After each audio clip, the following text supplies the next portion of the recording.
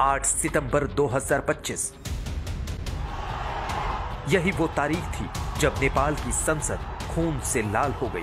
Police ने firing की और 20 से ज्यादा नौजवान मारे गए और 300 से ज्यादा लोग घायल हुए।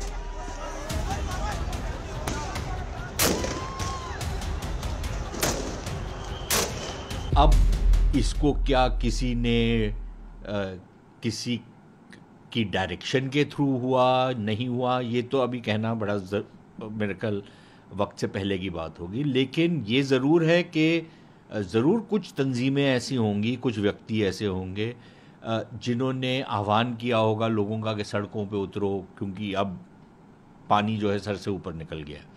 ये ज़रूर हो सकता है। ये भी हो सकता है कि कुछ और जो ग्रुप्स हैं जो ज़्यादा संयोजित हों, उन्होंने सोचा हो कि यार ये अच्छा मौका है, इसमें उपद्रव को और बढ़ाओ। अब जो उस दिन फायरिंग हुई है उसमें 20-25 लोग मारे गए हैं। अभी तक तो ये भी नहीं पता कि क्या वो सिर्फ सारे के सारे पुलिस फायरिंग से मारे गए हैं या किसी प्राइवेट फायरिंग से मारे गए हैं, क्योंकि जब इस तरीके का उपद्रव होता है तो फिर जो शरारती तत्व होते हैं वो भी आकर अपना हिस्सा डालते हैं। और जब वो बात फट जाती है और एक कंट्रोल से बाहर हो जाती है तो फिर वही दृश्य होते हैं जो हम श्रीलंका में भी देख चुके हैं, बांग्लादेश में भी देखा, अब हम नेपाल में देख रहे हैं। प्रदर्शन काठमांडू से शुरू हुआ था और जल्द ही पोखरा, बुटवल, इटहरी, भरतपुर और दमक तक फैल गया।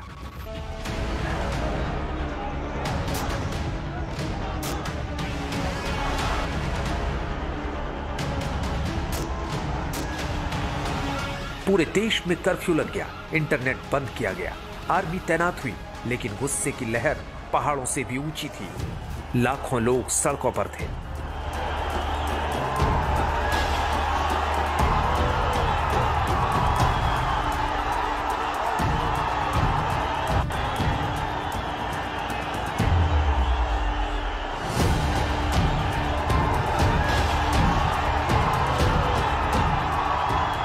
चारों तरफ आग ही आग आप पाएंगे, क्योंकि ये जो दफ्तर है इसके अलावा पूरी सड़क पर भी पूरी तरीके से आग लगाई गई है। और ये चारों तरफ जो धुएं, जो गुबार और आग देख रही होंगी, यहाँ पर बड़ी बड़ी मशीनें थी, उनमें आग के हवाले कर दिया गया है और ये अभी भी आग जल रही है। आप देखिए किस कदर, और ये सिर्फ गुस्सा है उन लोगों का जो सरकार के खिलाफ, भ्रष्टाचार के खिलाफ, और इसी को लेकर ये पूरे नगर निगम का जो म्युनिसिपल कॉर्पोरेशन का पूरा ऑफिस था उसको आग के हवाले किया गया है। और हजारों की तादाद में यहाँ पर युवा और यूथ प्रदर्शनकारी मौजूद थे और अभी भी बाहर का जो एरिया अगर आप देखेंगे तो उसमें पूरी तरीके से आग के हवाले कर दिया गया है। हाल में इस हिसाब से ये जो सरकार है, ये सरकार एकदम आपराधिक सरकार है, हथियारा सरकार है। इसमें बहुत सारे युवाओं का जान ले लिया गया है। इस्तीफा दे दिया, इसके बाद इस्तीफा दे दिया। इस्तीफा देने से नहीं होगा। अब हम लोग को क्या करना है कि कोई भी इसके खिलाफ एक्शन लिया जाए। और ये युवा लोगों का आक्रोश है। यहाँ पे सरकार ने हमको ज्यादा ही हेप दिया, उसने बड़ा एक करप्शन किया, इसलिए ओके ये होना था,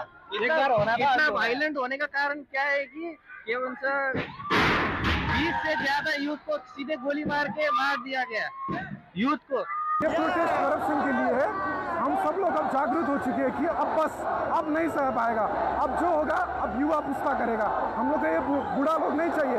अब जो देश चलाएगा वो युवा लोग चलाएगा। ये ज्यादा भ्रष्टाचार हुआ देश में, ठीक है ना।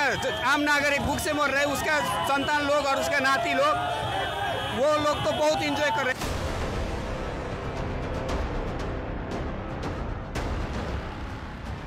कहा जा रहा है कि नेपाल की हालत पिछले कई सालों से खराब थी।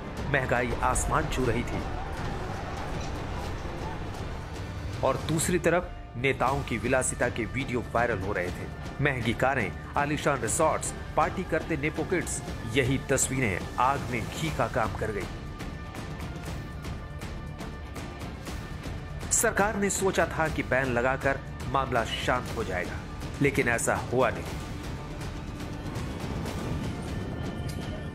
सोशल मीडिया बंद होते ही छोटे बिजनेस ठप पड़ गए, टूरिज्म को झटका लगा, विदेशों में बसे नेपाली अपने घरों से कट गए और यहीं से आक्रोश ने आंदोलन का रूप ले लिया।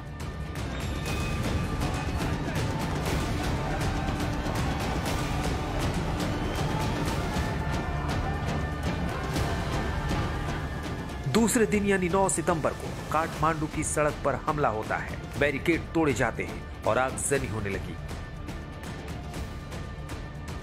मंत्री इस्तीफे देने लगे और आखिरकार प्रधानमंत्री ओली को भी सत्ता छोड़नी पड़ी।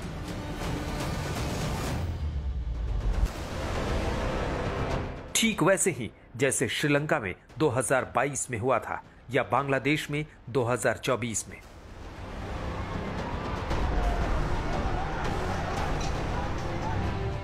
नेपाल का आंदोलन अब इतिहास की किताबों में दर्ज होगा, क्योंकि इसे युवाओं ने लिखा है। 13 से 28 साल के नौजवानों ने।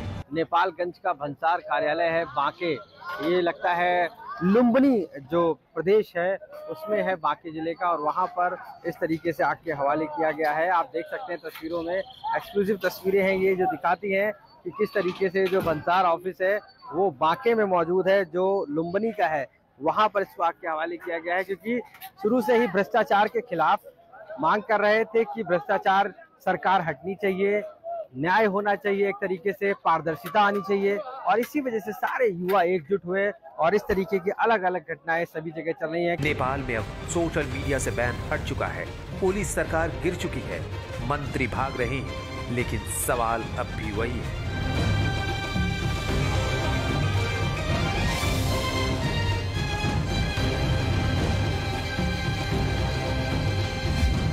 क्या ये जीत स्थायी है? क्या नई सुबह नेपाल को मिलेगी? क्या नेपाल स्थिरता की तरफ बढ़ पाएगा?